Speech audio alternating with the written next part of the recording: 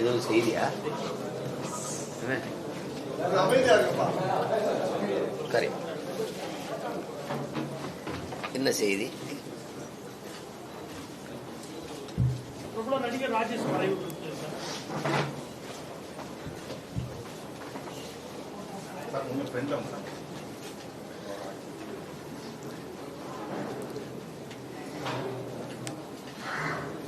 என்னுடைய அன்பிற்கும் மதிப்பிற்கும் உரிய அண்ணன்.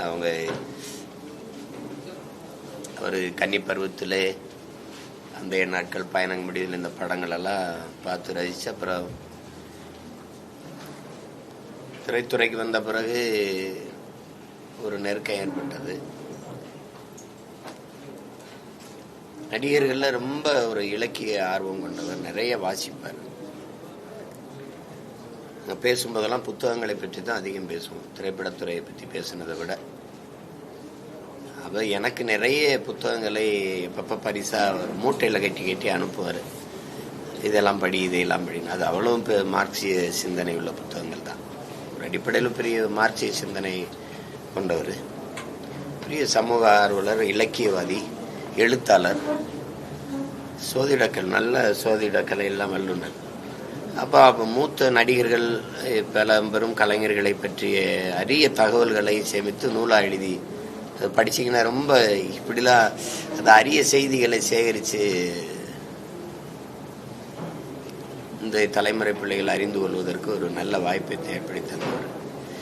ரொம்ப இனிமையாக பழகுவார். அதில் என்னென்னா உடல் நலம் குறித்து அவ்வளவு அக்கறையாக இருப்பார். அதான் வியப்பாக இருக்குது, இது அதிர்ச்சியாக இருக்குது. ரொம்ப உடல் நலனில் அக்கறை இருக்கிற நடிகர்களில் அவர் ரொம்ப முதன்மையானவர். இப்போ எங்கள் அண்ணன் சிவகுமார், எங்கள் அண்ணன் சரத்குமார், அர்ஜுன், இவங்கெல்லாம் ரொம்ப நலன் பேணுவாங்க. சந்திக்கிறவங்கள உடல் நலன் குறித்து இது பண்ணுவாங்க. அப்போ அது அந்த மாதிரி ஒரு இதுதான் உணவு, இப்படித்தான் எல்லாம் திட்டமிட்டு செய்யக்கூடியவர். இப்படி திடீர்னு அதிர்ச்சியாக இருந்தது இந்த அண்ணனுடைய மறைவு செய்தி. இது ரொம்ப வருத்தமாக இருக்குது. அண்ணன் குடும்பத்தாருக்கு என்னுடைய ஆறுதல். திரைத்துறையில் இருக்கிற அவருடைய நண்பர்கள், அவருடைய ரசிகர்கள் எல்லாருக்கும் என்னுடைய ஆறுதல்.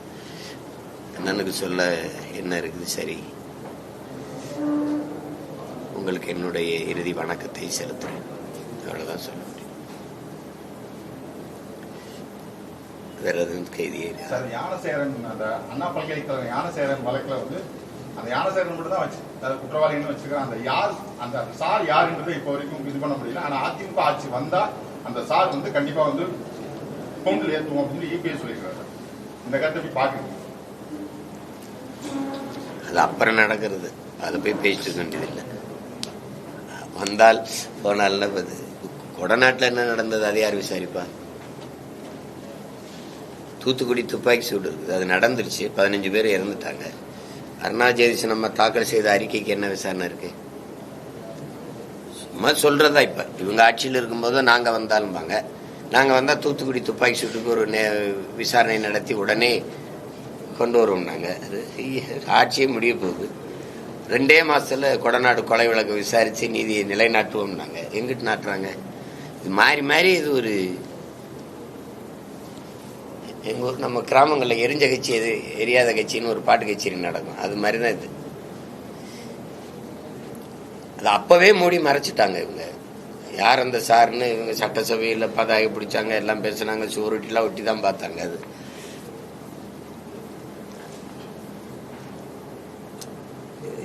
எப்படி பார்த்தாலும் இதை எப்படி சகித்துக்கிற முடியுது சார்? அரக்கோணத்தில் ஒரு தங்கச்சி பாதிக்கப்பட்டவ காவல் நிலையம் ஒவ்வொரு இடத்துக்கா ஏறி ஏறி மண்டாடுறா. அது ஒரு வழக்காக்க கூட முடியல இந்த நாட்டில். இது அண்ணா பல்கலைக்கழக அந்த எஃப்ஐஆர் காப்பி வெளியே வந்ததுங்கிறதுக்காக தான் தமிழக காவல்துறை விசாரிக்கக்கூடாதுன்னு சொல்லி சென்னை உயர்நீதிமன்றம் சிறப்பு புலனாய்வு அமைச்சு 154 நாள்லேயே குற்றப்பத்திரிகை எல்லாம் ரெடி பண்ணி இப்போ ஃபைனல் வந்துருச்சு. இப்போ இது நாங்க தான் இது பண்ணோம், திமுக ஆட்சி தான் இது பண்ணுச்சு, திமுக ஆட்சி தான் பெண்களுக்கு எதிராக. அது ஒன்னும் அப்படிதான் எடுத்துக்கிறோம், ஒன்னொன்னே அப்படிதான் எடுத்துக்கிறோம். எல்லாத்தையும் தங்களுக்கான இதாக தான் எடுத்துக்கிறோம். அது இப்போ பொள்ளாச்சி பாலியல் வழக்கு தீர்ப்பு இவங்க ஆட்சியில் வந்தோடனே எங்க ஆட்சியில தான் வருதுன்னு அப்படித்தான் எடுத்துக்கிறது இவங்க. நீங்க கேளுங்களேன், இந்த பக்கத்து வீட்டு மாடு பசுமாடு கண்ணு போட்டிருக்குன்னு நாங்க தான் காரணம்பாங்க.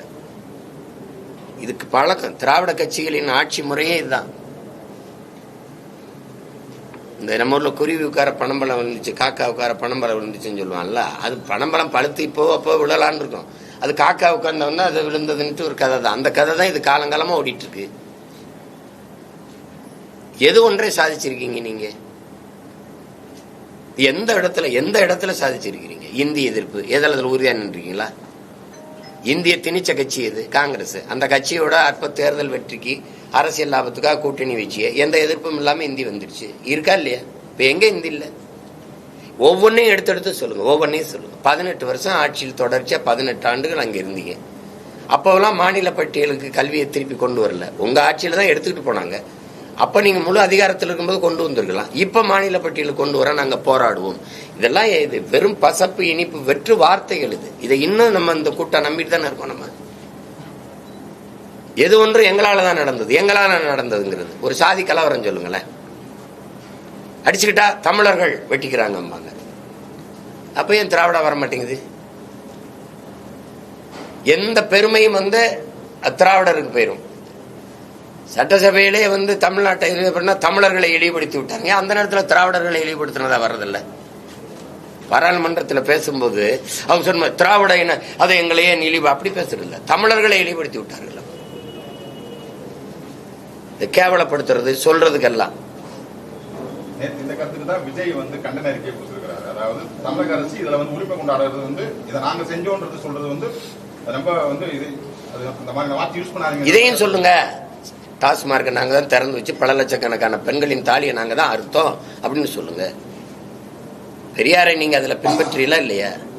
பெரியார் தாலி அழிவது, மங்கள நாள் அணைவது, ஒரு அடிமை விலங்கு, அடிமை சங்கிலி, அடிமை இது அறுத்தெறிங்கன்னு அதை நீங்க அறுத்தெறிஞ்சலாம் இல்ல, அவர் சொன்னாரு. இப்ப அதை தான் நீங்க செய்றீங்க. குடிக்க வச்சு பல லட்சக்கணக்கான பெண்களின் தாலியை அறுத்தெறிஞ்சுக்கிட்டே இருக்கிறீங்க. அதையும் சொல்லுங்க. அதையும் நாங்க தான் சாதிச்சோம் அப்படி சொல்ல வேண்டியதானே? அப்படி சொல்லலாம்ல? கொடுமை. அது எது ஒன்றையும் அப்படி அவங்க தனக்கானதை ஆக்கிக்கிடுவாங்க. ஏதாவது ஒரு எங்க ஆட்சியில் நடந்தது, நாங்க தான் அதை சாதிச்சோம் அப்படின்றது. தக்லை படத்துல அதோட விளம்பர கமல்ஹாசன் கன்னட அமைப்புகள்லாம் அங்க மிகப்பெரிய போராட்டம் நடத்திட்டு இருக்காங்க. கமலோட திரைப்படத்தை நாங்க இங்க திரையிட மாட்டோம், அவர் மன்னிப்பு கேட்கணும்னு சொல்லி சொல்றாங்க. இவர் தெளிவா சொல்லிட்டாப்ல, நான் அன்பின் மீதான உணர்ச்சி பொங்கல் அப்படி பேசினேன், அது வரலாற்று அறிஞர்கள் எனக்கு சொல்லி கொடுத்ததும் அதை தான் நான் பேசினேன்னு சொல்லிட்டாரு. ஆனா கன்னட அமைப்புகளே இப்ப சொல்றாங்களா, இதுல திமுக அரசு மௌனமா இருக்கு சார். அவருக்கு எம்பி பதவியும் கொடுத்துருக்காங்க. அப்ப இதுக்கு ஆதரவா தெரிவிச்சு எதுவுமே இது பண்ணாம அமைதியா இருக்காங்க சார். அவங்க அமைதியா தான் இருப்பாங்க. அவங்க தானே அந்த அரசு நிறுவுறதுக்கு போய் வாக்கு கேட்டாங்க. ஒரு சொட்டு தண்ணி தர முடியாதுன்னு சொல்ற அந்த அரசை நிறுவத்தான் இவங்க போய் வாக்கு கேட்டாங்க. அதான் ஐயா ஸ்டாலின் அவர்கள் போய் ஒரு கட்சி தலைவரா போல தமிழ்நாட்டு முதல்வராக இருந்துட்டு தானே போய் கேட்டாரு. அப்புறம் எப்படி பேசுவாரு? ஒரு வரலாற்று பூர்வமா பேசுவோம். நீங்க எங்களுடைய தோற்றுவாய், எங்களுடைய இனத்தினுடைய தொடக்கம் எதுன்னா நாங்க பேசுறோம். கன்னட இனத்தினுடைய தொடக்கம், அந்த மொழியினுடைய தொடக்கம் எது, தோற்றுவாய் எதுன்னா அவங்க அந்த மொழியில் ஆய்வறிஞர் கூட பேசிட்டோம். ஓஹோ, எல்லாருக்கும் தெரியும். தமிழ்தாய் வாழ்த்து இருக்குது இல்ல, தமிழ்தாய் வாழ்த்துல ஆரியம் போல் வழக்கொழிந்துங்கிற சொல்ல எடுத்தது யாரு? கன்னடமும் கழிதெலுங்கும் கவின் மலையாளமும் துளுவும் உன் உதிரத்தில் உதித்ததுன்னு இருக்குல்ல, அந்த வார்த்தைகளை தூக்குனது யாரு? அந்த வரிகளை எல்லாம் எடுத்தது யாரு? இது ஐயா கருணாநிதி தான். ஏன் எடுத்தாரு? ஆரியம் போல் வழக்கொழிந்து, அந்த மொழி போல சிதைந்து அழியாம உன் சீரிழமை திறமையந்து அப்படின்னு வர்ற வார்த்தைகளை அதை ஏன் எடுத்தாரு? பிராமணர்கள் கோச்சுக்குவாங்க, ஓட்டு போட மாட்டாங்க. இல்லைங்களா? கன்னடமும் கழிதெலுங்கும் கவின் மலையாளமும் துளுவும், இது அங்க நீங்க கொண்டாடுற தலைவரே கன்னடர் பெரியார், இங்க தெலுங்கு, அது உங்க தாய்மொழி. இதெல்லாம் அங்க அந்த இடத்துல தமிழிலிருந்து பிறந்ததுன்னு சொல்றாப்ல மனன்மணியும் உங்களுக்கு பிரிதினர் சுந்தரனர். உடனே அதை எடுக்கிறீங்க. நீங்க ஏன் தூக்குனீங்க? இதையெல்லாம் எடுத்துவிட்டு என்ன தமிழ் தாய் வாழ்த்து இருக்கு? திராவிட நல் திருநாடுன்னு வந்துருச்சு. அந்த திராவிடா அப்படிங்கிறதுக்கு அதை தமிழ் தாய் வாழ்த்த ஆகி வச்சிருக்கிறீங்க. இப்ப இது எதுக்கு எடுத்தீங்க? இப்போ எடுத்த பெருந்தகையாரு நம்ம ஐயா தான். உலகத்துக்கே தெரியும் தென்னிந்திய மொழிகள் எல்லாமே, இந்த பல மொழிகள் தமிழிலிருந்து பிறந்து உருவ கிளைத்த மொழிகள் தான் எல்லாருக்கும் தெரியும். அப்ப நீங்க அவங்க மொழிகள்ல சான்றோட நிரூபிக்கட்டும், இது இப்ப இந்த மொழி எங்களுடைய தொடக்கம் இதுதான் அப்படின்னு. அவர் வரலாற்று பூர்வமாக தான் யாரும் மறுக்க முடியாது. எந்த வரலாற்று ஆய்வறிஞனும் தொல்பொருள் ஆராய்ச்சியாளனும் மொழியியல் ஆய்வறிஞனும் அதை மறுக்க முடியாது. அவங்களுக்கு அவங்களுக்கு இருக்கிற அந்த தமிழ் மொழியிலேருந்து எங்க மொழி வந்ததுன்னு சொல்லிக்கிறதுல அவங்க ஒரு சிறுமை அடைகிறாங்க. அதுல உங்களுக்கு ஒரு வெறி வருது, உணர்வு வருது. நம்ம படத்தை நீங்க ஓடவில்லை. அதுக்கு முன்னாடி தம்பி விஜய் என்ன சொல்லிட்டாரு, அவர் படத்தையும் தான் நீங்க கிழிச்சிங்க, பதாகையை கிழிச்சிங்க. உங்களுக்கு புரியுதா? எல்லாம் நீங்க இது பண்றீங்க. நாங்க எவ்வளவு ஜனநாயகவாதிகள், பேரன்பு மிக்கவர்கள். உங்களுடைய KGF 1, 2 நாங்க எந்த இடையூறு இல்லாம ஓட விட்டோமே, அதுக்கான பரிசு தானே இது? சொல்லுங்க, அதுக்கான பரிசு தானே? தமிழிலிருந்து வந்த மொழின்னு சொல்றத தாங்க முடியல. ஆனா கர்நாடகால இருந்து வந்த தலைவனை எனக்கு தந்தையாக்கி வச்சிருக்க நீ. பெரியார் எங்கள் தந்தைன்னு சொல்லி நாங்க போராடணும், நாங்க கொண்டாடணும். எப்படி இருக்கு? அங்க கன்னட அமைப்புகள்லாம் போராடுது, இங்க யாராவது இந்த கருத்துக்கு ஆதரவு அண்ணன் கமலுக்கு சொல்றாங்களா பத்தியெல்லாம்? ஏன்னா தமிழனா இல்ல, தமிழன் சாதி மதமா பிளந்து பிரிஞ்சு நின்றதுனால, சாதி மத உணர்ச்சிகள் மேலோங்கி நிக்கிறதுனால தமிழன்கிற இன உணர்ச்சி செத்து போச்சு, மான உணர்ச்சியும் செத்து போச்சு. சரி, அந்த நாட்டு முதல்வர் அப்படி பேசுறாரு. எங்க முதல்வர் என்ன சொல்றாரு? தமிழிலிருந்து பிறந்ததுதான் கன்னடம். 1800 ஆண்டுல பிறக்குது. அது 1600 தெலுங்கு வருது. 15ஆம் நூற்றாண்டுல மலையாளம்ங்கிற மொழியே கிடையாது. 1500 ஆண்டுகளுக்கு முன்னாடி தான் அது உருவாகுது. அதுக்கு பிறகு துளு சமஸ்கிருத சொற்களை இன்னும் அதுக்கு அங்கே அம்மா அப்பா அக்காலாம் இருக்குல்ல, கன்னடத்துல இருக்கு. சாப்பிட்டீங்களா நீங்க, போஞ்சஸ்தீரா மீறு, ஒரே ஒளி அளவுல தான் தெலுங்கு எல்லாம் இருக்கும். நாங்க வணக்கம்னா அவங்க நமஸ்காரம், நாங்க அப்படி போயிருச்சு. சமஸ்கிருதம் கலந்து பேசி பிளந்து பிரிந்த மொழிகள் தான் உலகத்துக்கே தெரியும். அப்ப அதை ஏற்க அவங்களுக்கு மனசு இல்லை. சரி, அது ஒரு தமிழ்ல இருந்து வந்ததுன்னு சொல்லிட்டாங்கிற ஒரு இது இருக்குது அவங்களுக்கு. அதே கன்னடத்துல அவருக்கு ஆதரவான ஒரு பொருளும் இருக்கா.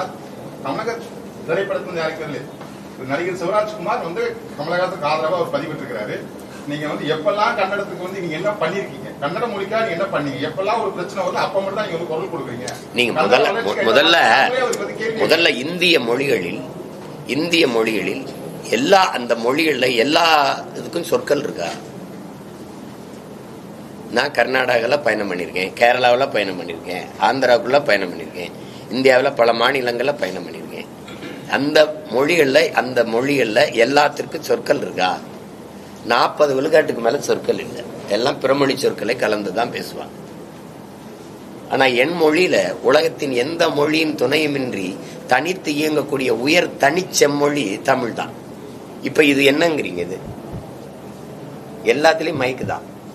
இந்த மொழியில எல்லாம் மைக்கு தான். எனக்கு தான் இது ஒளி வாங்கி. நீங்க வச்சிருக்கிறதுக்கு பேர் என்ன? எல்லா மொழியிலயும் இது கேமரா தான். என்கிட்ட தான் அது ஒளிப்பதிவு கருவி. இது எல்லா இதுலயும் லைட்டு, எனக்கு இது விளக்கு, குழல் விளக்கு, புரியுதா உங்களுக்கு? சிமிழ் விளக்கு அப்படின்னு இருக்குது. எல்லாத்துக்குமே இது சேர் தான். எனக்கு இது நாற்காலி, இது டேபிள், எனக்கு இது மேசை, இது செல்போன், எனக்கு இது செல்லிடைபேசி, கைபேசி, அலைபேசி. எல்லாவற்றுக்கும் தமிழில் பல்வேறு கலை சொற்கள், உயிர் சொற்கள் இருக்குது. அப்ப கேரளால போலீஸ் ஸ்டேஷன் தான், எனக்கு காவல் நிலையம் இருக்குது. புரியுதுன்னு நினைக்கிறேன். அப்படி அவங்கவுங்க அந்த எல்லாம் அங்க எல்லா மொழிகளையும் பிக்சர்லும் சினிமால தான். எனக்கு திரைப்படம் இருக்குது, திரைக்கலை இருக்குது. அது அவங்களுக்கு ஏற்க மனசு இல்ல. தமிழுக்கு அவ்வளவு பெரிய பெருமையை தர அவங்களுக்கு முடியல. யார் சொல்றது? உலகின் முதன்மொழி தமிழ். நான் சொல்லவே, உலகில் மொழியியல் ஆய்வறிஞர் எல்லாம் சொல்றான். உலகில் முதலாக மனிதன் பேசிய மொழி தமிழ்னு அமெரிக்க மொழியியல் ஆய்வறிஞர் அலெக்ஸ் குலியர் இன்னும் இருக்காப்ல, இறந்துடல, இன்னும் இருக்காரு. மாணவர்களுக்கு பாடம் எடுக்கிறது. உலகின் தொன்மையான மொழி தமிழ் அப்படின்னு. அது எல்லா ஆய்வறிஞனே ஏற்பான். இங்க ஜப்பானிய மொழியில் ஆய்வறிஞர் சுசுமுகோனாவை கூட சொல்றார், எங்கள் மொழியை 2000 ஆண்டுகளுக்கு முன்பு வேளாண்மை எப்படி செய்வது என்று கற்றுக் கொடுக்க தமிழர்கள் வந்தார்கள் எங்கள் நாட்டிற்கு. அவர்களோட மொழியில் இருந்து உயிர் சொற்கள், கலை சொற்கள், வேர் சொற்களை எடுத்து எங்கள் மொழியை நாங்கள் செழுமைப்படுத்திக் கொண்டோம்.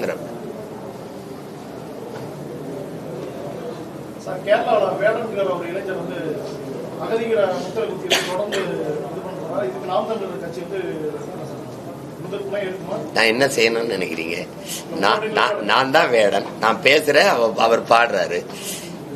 நாங்க உங்களுக்கு அடிபட்ட புலியும் அடிமைப்பட்ட இனமும் கிளர்ந்து எழும்போது, எழுச்சி கொள்ளும்போது எவரும் எதிர் நிற்க முடியாது. புரியுதா உங்களுக்கு?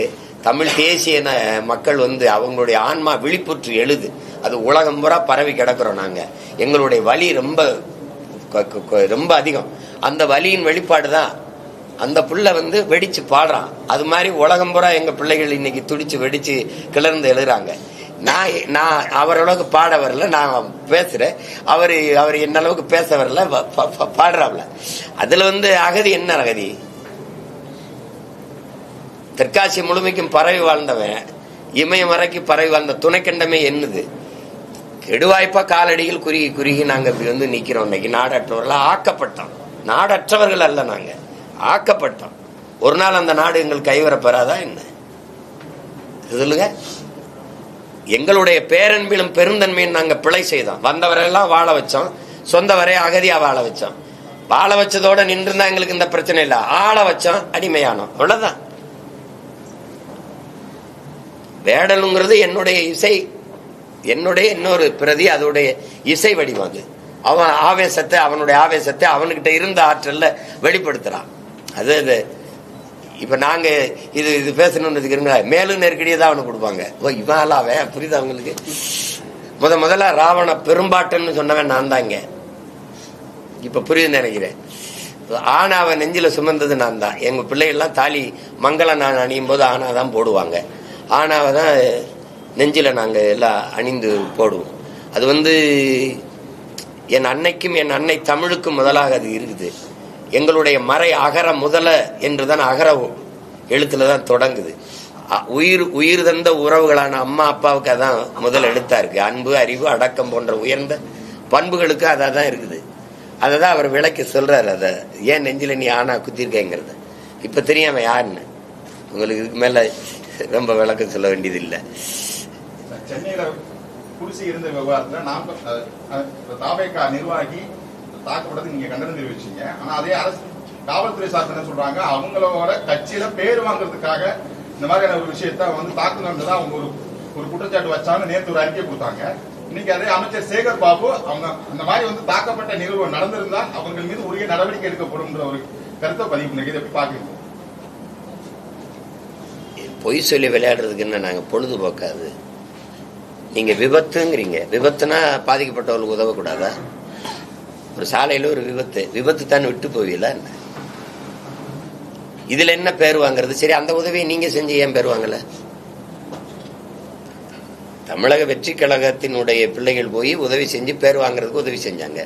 அதையே நீங்க உங்க கட்சி உறுப்பினர்களோ அல்லது தொண்டர்களோ போய் அந்த உதவியை செஞ்சு நீங்க பேர் வாங்கியிருக்கலாமே. உங்களை யார் வேணாம்னா அவங்க சொல்ற கருத்து அடி வாங்கி, அதாவது அவங்க கட்சியோட, அதாவது அவங்களோட தலைமை அவங்க பார்க்கணும் அப்படின்ற ஒரு கருத்துக்காக அவங்க அடி வாங்குறதாகவே சொல்றாங்க. ஒரு கருத்து இதெல்லாம் கால கொடுமைன்னு தான் நினைச்சுக்கணும். இதெல்லாம் இது என்ன விளையாட்டுக்கு நாங்க சும்மா இருக்கும்போது எங்களை அடிச்சாங்கன்னு போய் சொல்லி வாங்குற அளவுக்கு என்ன இருக்குது? அப்படி பேர் வாங்கணும்னு என்ன இருக்கு? இல்ல தம்பி விஜய் அதை தீர விசாரிக்காம ஒரு அறிக்கையை கொடுத்து கண்டிப்பாருன்னு நீங்க நினைக்கிறீங்களா? சொல்லுங்க, நீங்க சொல்லுங்க. நீங்க அந்த தவறை மறைக்க போராடுறீங்க. நாங்க தவறு நடந்துருச்சு நடவடிக்கை எடுங்கன்னு சொல்ல வர்றோம். இதுதானே அது. எந்த அரசு ஒத்துக்கிறது ஆமா தப்பு நடந்துருச்சுன்ட்டு?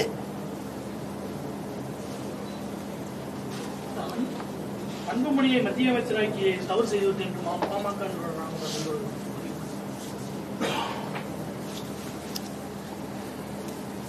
அதுல எனக்கு ஒன்றும் கருத்து இல்லை. அது தனிப்பட்ட முறையில் நான் எங்கள் ஐயா மேலே அளவு கடந்த மதிப்பும் பேரன்பும் வச்சுருக்கேன். அதே மாதிரி சின்னையா மேலேயும் ரொம்ப பேரன்பு வச்சுருக்கேன். அங்கே தான் நான் இருந்தேன்.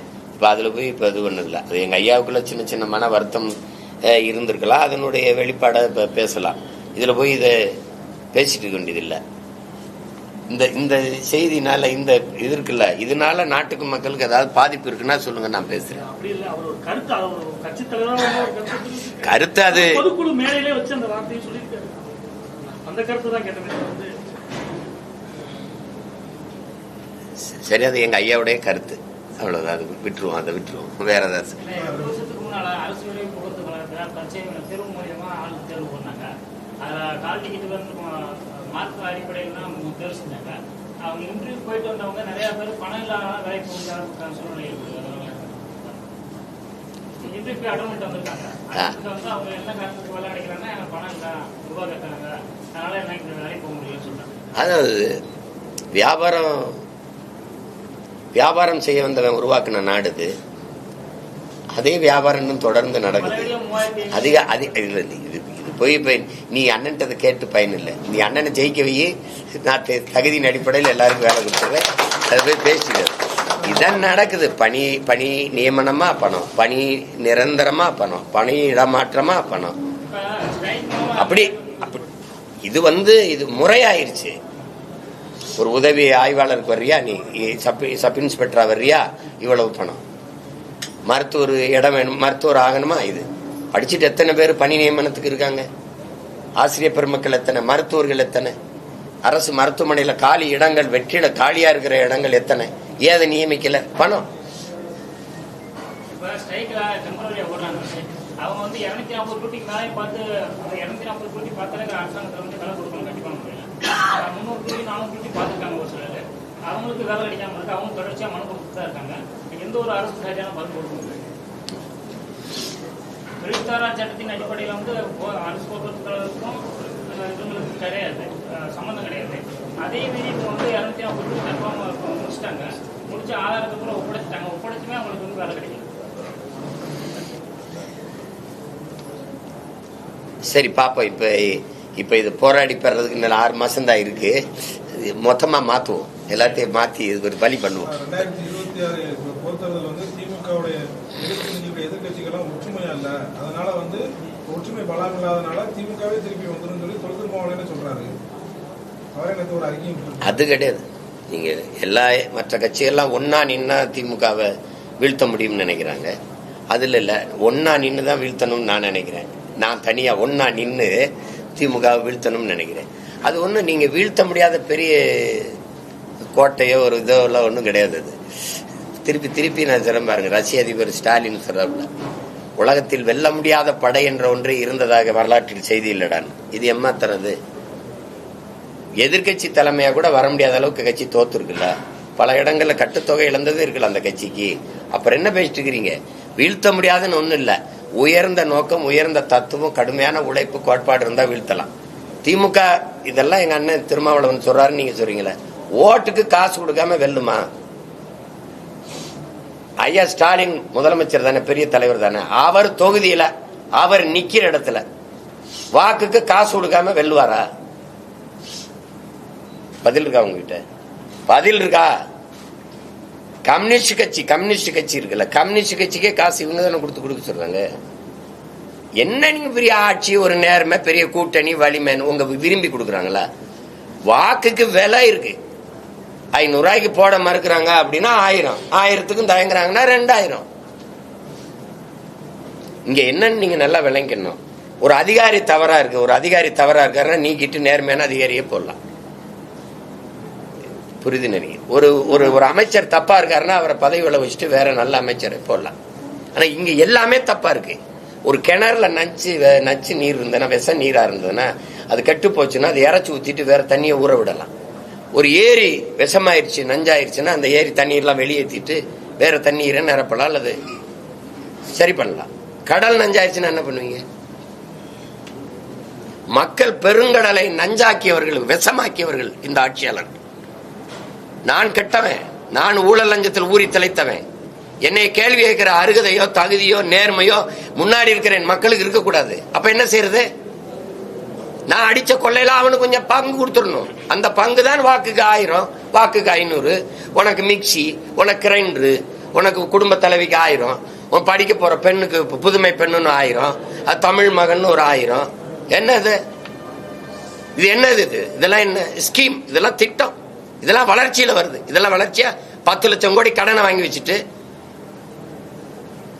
அதிக கடனை பெற்றிருக்கிற நாடு இந்தியா. இந்தியாவில் அதிக கடனை பெற்றிருக்க மாநிலம் தமிழ்நாடு. யாரு கேட்டது உனக்கு 1000 ரூபாய்? என் தங்கச்சி கேட்டுச்சா பள்ளிக்கூடத்து படிக்க போறேன்னு? கல்வியை தரப்படுத்தி இலவசமா கொடு. இலவச பேருந்து யாரு கேட்டா? மாணவர்களுக்கு இலவச பஸ் பாஸ் கேட்டானா? என் பிள்ளை கேட்டானா? கல்வியின் தரத்தை உயர்த்தி கல்வியை அறிவை வளர்க்கிற கல்வி இலவசமா கொடு. பஸ் கட்டணம் நான் கொடுத்து எடுத்துக்கிறேன். அங்க 10 லட்சம் ரூபாய்க்கு சீட்டு, இங்க 100 வந்து 50 ரூபா, 10 ரூபாய், 20 ரூபா பயணச்சீட்டு இலவசம்ங்கிறது. இதெல்லாம் வளர்ச்சி, இதெல்லாம் ஆட்சி முறையா? யோசிச்சு பாருங்க. இது கேவலமா இருக்கு. ஒன்னு இதுல எங்களுக்கு வந்து திமுக தான் ஜெயிக்கும். ஜெயிச்சு என்ன ஆகும்? இதை விட கொடுமையா வரும். கள்ளச்சாராயம் குடிச்சா 10 லட்சம் கொடுத்தோம் போன ஆட்சியில. இந்த ஆட்சியில 20. அதான் 20 லட்சம். வேற என்ன மாறுதல் வந்துடும்? திமுக வந்தா என்ன வந்துடும்? இந்த குடும்ப தலைவிக்கு 1000 வேணா கூட ஒரு 500 சேர்த்து கொடுப்பாங்க. 1500. வேற ஏதாவது மாறுதல் வருமா? மலையை குவாரின்னு வெட்டுறதை நிறுத்துவானா? உலகத்துல மண்ணள்ளி ஆத்து மணலை விற்கிறத நிறுத்துவாங்களா? டாஸ்மார்க்க மூடுவாங்களா? என்ன மாறுதல் வந்துடும்? லஞ்சம் வாங்குறது சொல்றாருல, எந்த ஒரு வேலையா இருந்தாலும் காசு. அப்புறம் இது கவர்மெண்டா கமிஷன் மண்டியா? கவர்மெண்டா கமிஷன் கிடையாது. சொல்லுங்க, இது எதுக்கு கமிஷன் கொடுத்தா தான்? அவர் எதிர்கட்சியா இருக்கும்போது கமிஷன் கரப்ஷன் இப்படி பேசிட்டு, அப்புறம் அது வந்தா அதே தான் கலெக்ஷன். அதானே, அதே தான் இப்ப நடக்குது. கடமை கண்ணியம் கட்டுப்பாடுலாம் அது ஒண்ணுக்கு தான் இங்க தட்டுப்பாடு இருக்குது. வேற என்ன இருக்காங்க? என்ன மாறுதல் வந்துடும்? 5 ஆண்டுகளை தமிழகம் கண்ட வளர்ச்சியை சொல்லுங்க. எங்க 60 ஆண்டுகளா மாறி மாறி ஆண்டு இலவச அரிசி போட்டா தான் வாங்கி சாப்பிட்டு வயிறு வளர்த்து உயிர் வளர்க்க முடியும். ஏழ்மை வறுமை நிலையில என் இனக்கூட்டம் நிக்குது. நீங்க பேசிட்டு இருக்கிறீங்க, இதை வளர்ச்சின்னு பேசிட்டு இருக்கிறீங்க. சமத்துவபுரத்துல கட்டி கொடுத்துருக்க வீட்டுல நீங்க ஒரு தடவை படுத்து இருந்துச்சு வாங்க பாப்போம். அது வீடா கோழி கூடா? எந்த அளவுக்குள்ள ஏழ்மை வறுமை இருக்குது நீங்க இன்னும் பேசிட்டு இருக்கிறீங்க? உங்களை இப்ப இந்த தேர்தல் வர வர பாருங்க எவ்வளவு அன்பும் பாசமும் மக்கள் மேல அக்கறையும் வருதுன்னு பாருங்க. அறிவிப்பாங்க பாருங்க ஒன்னும் இதுல ஜெயிக்குது. நாடு நாசமாகிறதுன்னு முடிவெடுத்துட்ட பிறகு அது யார் ஜெயிச்சா நமக்கு என்ன? அதுல போய் என்ன பேசுறதுக்கு இருக்கு?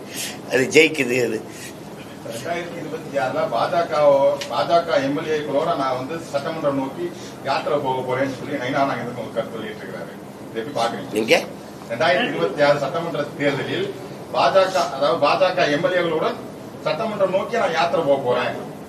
இவங்க எல்லாம் வந்து ரத யாத்திரை, வேல் யாத்திரை நடத்துறாங்க. நான் வந்து சட்டமன்றத்தை நோக்கியான ஒரு யாத்திரை நடத்துறேன் அப்படின்னு சொல்லி பாஜக மாநில தலைவர் ஒரு கருத்து வெளியிட்டிருக்கிறாரு.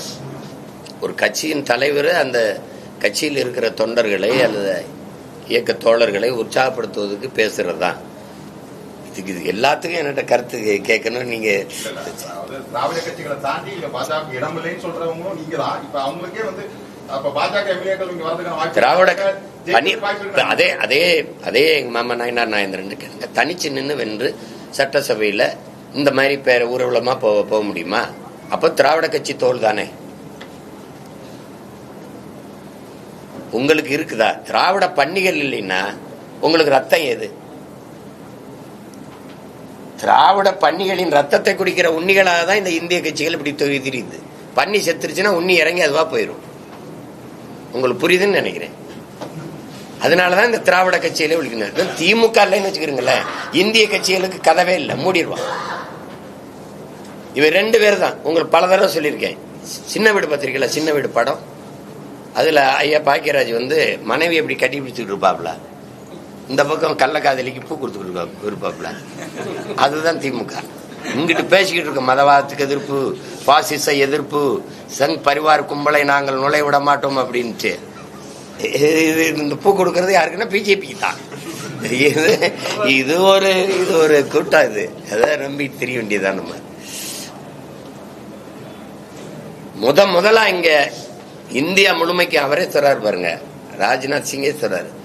இந்த பாரதிய ஜனதா கட்சியினுடைய ஆட்சியை 5 ஆண்டு நிலை பெறச் செய்து இந்தியா முழுமைக்கும் பிஜேபி வளர செய்தல்ல பெரும்பங்கு ஐயா கருணாநிதிக்கு இருக்குன்னு சொல்றாரு.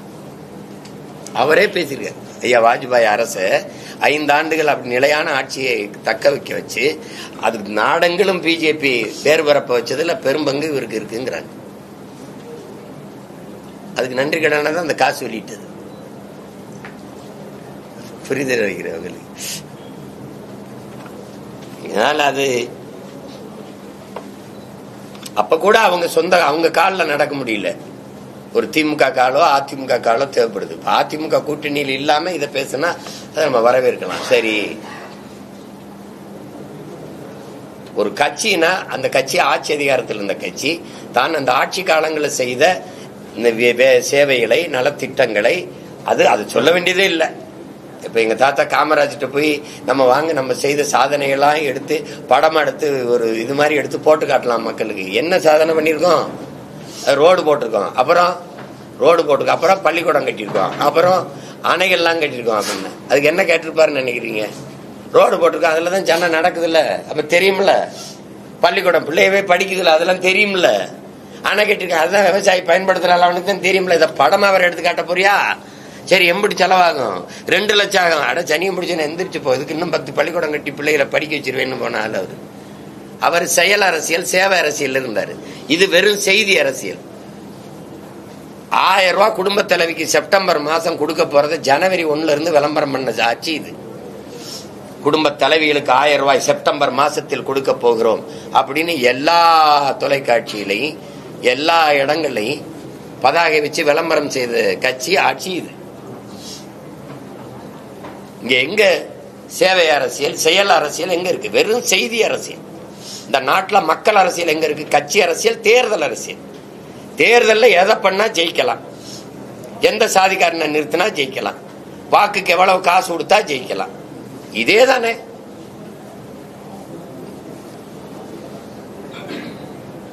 ஒரு கேள்விதான். சட்டசபையில் நம்முடைய முதல்வர் ஐயா 1 லட்சம் போராட்டங்களுக்கு மக்களுக்கு நாங்க 1 லட்சம் போராட்டங்களுக்கு அனுமதி கொடுத்திருக்கோம்னு பெருமையா சொல்றாங்க. இந்த 3 ஆண்டுகள்ல 1 லட்சம் போராட்டம் நடத்துறதுக்கு அனுமதி கொடுத்திருக்கிறதுல என்ன பெருமை இருக்கு? 1 லட்சம் பிரச்சனைகளே மக்களுக்கு கொடுத்திருக்கிறீங்க. அதுல 50,000 போராட்டத்துக்கு மேல நீங்க அனுமதியை தரல. என்னாலாம் பல போராட்டங்களுக்கு அனுமதி என்று போராட்டத்தை கைவிட்டேன். ஆசிரியர் பெருமக்கள் பணி நிரந்தரம் கேட்டு அவங்க ஆசிரியர்கள் கூடும்போது வர அப்படி கைது பண்ணி தூக்கி திருப்பி அனுப்பிவிட்டீங்க. மாற்றுத்திறனாளிகள் போடும்போது நல்ல இரவில் கைது செய்து கொண்டு போய் கண்காணாத இடத்துல விட்டுட்டு வந்துட்டீங்க. அப்படி பல போராட்டங்களை இருட்டடிப்பு செய்து மூடி மறைச்சிங்க.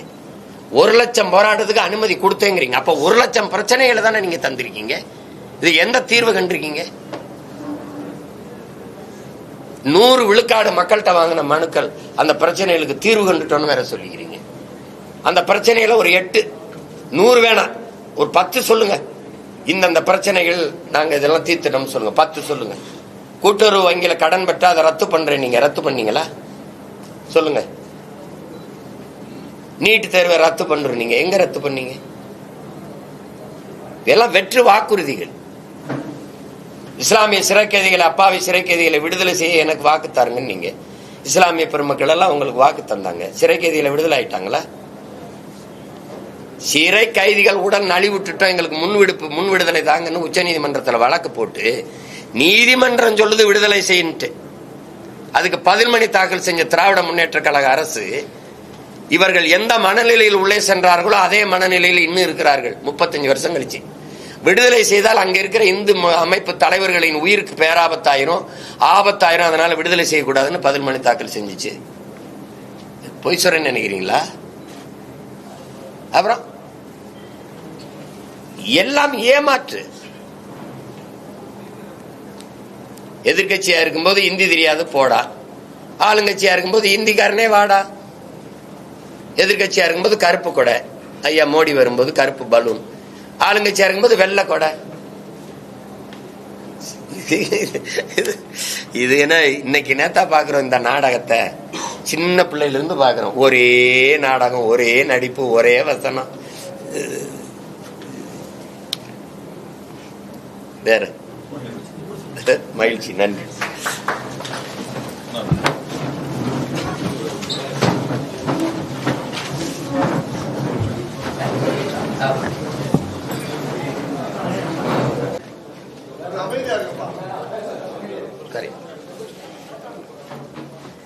என்ன செய்தி? நடிகர் ராஜேஷ் மறைவு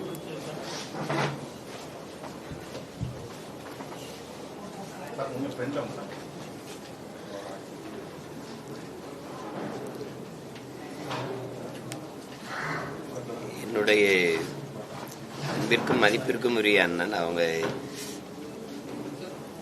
அவர் கன்னி பருவத்தில் அந்த நாட்கள் பயணம் முடியல இந்த படங்கள் எல்லாம் பார்த்து ரசிச்சு அப்புறம்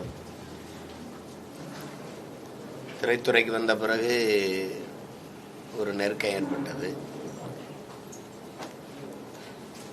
நடிகர்கள்ல ரொம்ப ஒரு இலக்கிய ஆர்வம் கொண்டவர், நிறைய வாசிப்பார். பேசும்போதெல்லாம் புத்தகங்களை பற்றி தான் அதிகம் பேசுவோம், திரைப்படத்துறையை பற்றி பேசுனதை விட. அவர் எனக்கு நிறைய புத்தகங்களை எப்பப்போ பரிசா மூட்டையில் கட்டி கட்டி அனுப்புவார். இதெல்லாம் படி, இதையெல்லாம் படின்னு. அது அவ்வளோ மார்க்சிய சிந்தனை உள்ள புத்தகங்கள் தான். ஒரு அடிப்படையில் பெரிய மார்க்சிய சிந்தனை கொண்டவர், பெரிய சமூக ஆர்வலர், இலக்கியவாதி, எழுத்தாளர், சோதிடக்கல், நல்ல சோதிடக்கலை எல்லாம் வல்லுனர். அப்போ மூத்த நடிகர்கள், பழம்பெரும் கலைஞர்களை பற்றிய அரிய தகவல்களை சேமித்து நூலாக எழுதி படிச்சிங்கன்னா ரொம்ப இப்படிலாம் அந்த அரிய செய்திகளை சேகரித்து இந்த தலைமுறை பிள்ளைகள் அறிந்து கொள்வதற்கு ஒரு நல்ல வாய்ப்பை ஏற்படுத்தி தந்தவர். ரொம்ப இனிமையாக பழகுவார். அதில் என்னென்னா உடல் நலன் குறித்து அவ்வளவு அக்கறையாக இருப்பார். அதான் வியப்பாக இருக்குது, இது அதிர்ச்சியாக இருக்குது. ரொம்ப உடல் நலனில் அக்கறை இருக்கிற நடிகர்களில் அவர் ரொம்ப முதன்மையானவர். இப்போ எங்கள் அண்ணன் சிவகுமார், எங்கள் அண்ணன் சரத்குமார், அர்ஜுன், இவங்கெல்லாம் ரொம்ப நலன் பேணுவாங்க. சந்திக்கிறவங்கள உடல் நலன் குறித்து இது பண்ணுவாங்க. அப்போ அது அந்த மாதிரி ஒரு இதுதான் உணவு, இப்படித்தான் எல்லாம் திட்டமிட்டு செய்யக்கூடியவர். இப்படி திடீர்னு அதிர்ச்சியாக இருந்தது இந்த அண்ணனுடைய மறைவு செய்தி. இது ரொம்ப வருத்தமாக இருக்குது. அண்ணன் குடும்பத்தாருக்கு என்னுடைய ஆறுதல். திரைத்துறையில் இருக்கிற அவருடைய நண்பர்கள், அவருடைய ரசிகர்கள் எல்லாருக்கும் என்னுடைய ஆறுதல். அண்ணனுக்கு சொல்ல என்ன இருக்குது, சரி, உங்களுக்கு என்னுடைய இறுதி வணக்கத்தை செலுத்துறேன், அவ்வளவுதான் சொல்ல முடியும். வேற எதுவும் கைதியே சார். ஞானசேகரன், அந்த அண்ணா பல்கலைக்கழகம் ஞானசேகரன் வழக்குல வந்து அந்த ஞானசேகரன் மட்டும் தான் வச்சு குற்றவாளின்னு வச்சிருக்காங்க. அந்த சார் யாருன்றது இப்போ வரைக்கும் இது பண்ண முடியல. ஆனா அதிமுக ஆட்சி வந்தா அந்த சார் வந்து கண்டிப்பா வந்து கவுண்டில் ஏற்றுவோம் அப்படின்னு இபிஎஸ் சொல்லியிருக்காரு. இந்த கருத்தை போய் பாக்குறீங்க? அது அப்புறம் நடக்கிறது, அதை போய் பேசிட்டு வேண்டியதில்லை. வந்தால் போனால் கொடநாட்டில் என்ன நடந்தது அதை யார் விசாரிப்பா? தூத்துக்குடி துப்பாக்கி சூடு இருக்குது, அது நடந்துருச்சு, 15 பேர் இறந்துட்டாங்க. அருணா ஜெகதீஷ் நம்ம தாக்கல் செய்த அறிக்கைக்கு என்ன விசாரணை இருக்கு? சும்மா சொல்றதா. இப்ப இவங்க ஆட்சியில் இருக்கும்போது நாங்க வந்தாலும்பாங்க, நாங்க வந்தா தூத்துக்குடி துப்பாக்கி சூட்டுக்கு ஒரு விசாரணை நடத்தி உடனே கொண்டு வருவோம். நாங்க அது ஆட்சியே முடிய போகுது. 2 மாசத்துல கொடநாடு கொலை வழக்கு விசாரிச்சு நீதியை நிலைநாட்டுவோம். நாங்க எங்கிட்டு நாட்டுறாங்க? இது மாறி மாறி இது ஒரு எங்க ஊர் நம்ம கிராமங்களில் எரிஞ்ச கட்சி எது எரியாத கட்சின்னு ஒரு பாட்டு கச்சேரி நடக்கும். அது மாதிரிதான் இது. அது அப்பவே மூடி மறைச்சிட்டாங்க இவங்க. யார் அந்த சார்னு இவங்க சட்டசபையில் பதாகை பிடிச்சாங்க, எல்லாம் பேசினாங்க, சூரிட்டிலாம் ஒட்டி தான் பார்த்தாங்க. அது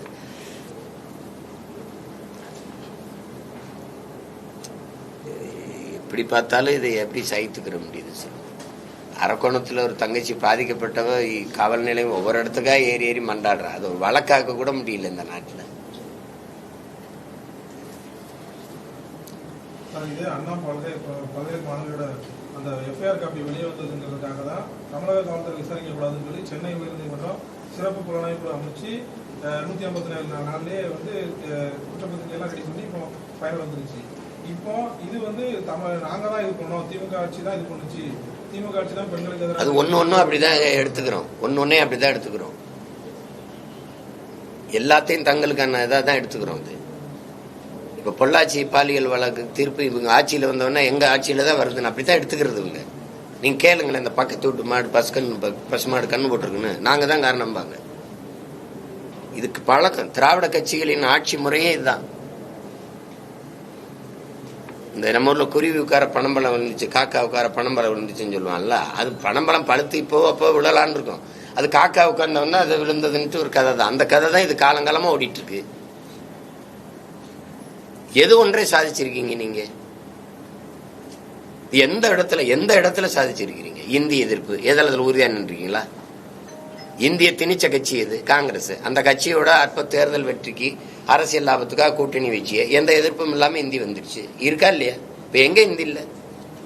ஒவ்வொன்றையும் எடுத்து சொல்லுங்க, ஒவ்வொன்றையும் சொல்லுங்க. 18 வருஷம் ஆட்சியில் தொடர்ச்சியா 18 ஆண்டுகள் அங்க இருந்தீங்க. அப்போவெல்லாம் மாநில பட்டியலுக்கு கல்வியை திருப்பி கொண்டு வரல, உங்க ஆட்சியில தான் எடுத்துக்கிட்டு போனாங்க. அப்ப நீங்க முழு அதிகாரத்தில் இருக்கும்போது கொண்டு வந்திருக்கலாம். இப்ப மாநில பட்டியலுக்கு கொண்டு வர நாங்க போராடுவோம். இதெல்லாம் இது வெறும் பசப்பு இனிப்பு வெற்று வார்த்தைகள். இதை இன்னும் நம்ம இந்த கூட்டம் நம்பிட்டு தானே இருக்கோம். நம்ம எது ஒன்று எங்களால தான் நடந்தது, எங்களால நடந்ததுங்கிறது ஒரு சாதி கலவரம் சொல்லுங்களேன். அடிச்சுக்கிட்டா தமிழர்கள் வெட்டிக்கிறாங்க. அப்ப ஏன் திராவிட வர மாட்டேங்குது? எந்த பெருமையும் திராவிடருக்கு போயிரும். சட்டசபையிலே தமிழ்நாட்டை தமிழர்களை இழிவுபடுத்தி விட்டாங்க. அந்த நேரத்தில் திராவிடர்களை இழிவுபடுத்தினதா வர்றதில்லை. பாராளுமன்றத்தில் பேசும்போது அவங்க சொன்ன திராவிட இன அதை எங்களையே இழிவு அப்படி பேசுறதில்ல, தமிழர்களை இழிவுபடுத்தி விட்டார்கள்.